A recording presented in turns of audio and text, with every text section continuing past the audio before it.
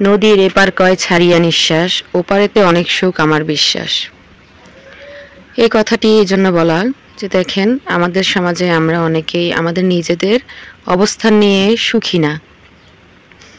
এই কষ্ট সেই কষ্ট এভাবে নানা চিন্তা করে আমরা দিন যাপন করি। আমাদেরকে আল্লাহ যে অবস্থানে রেখেছে আমরা সেটাতে খুশি থাকি না। তো আমরা যদি এইভাবে একটু চিন্তা করি যে আমরা যে অবস্থায় আছি এর থেকে অনেক হাজার গুণ কষ্টে ফিলিস্তিনবাসীরা তাদের দিন যাপন করছেন। তাদের দিনও এমন ছিল না, তারা অনেক ভালো ভালো করে দিন যাপন করত। কিন্তু তাদেরকে আল্লাহ এখন যে অবস্থায় রেখেছেন, হয়তো আল্লাহ তাআলা তাদেরকে এর উত্তম প্রতিদান অবশ্যই দান করবেন, হয় তা দুনিয়াতে অথবা আখিরাতে।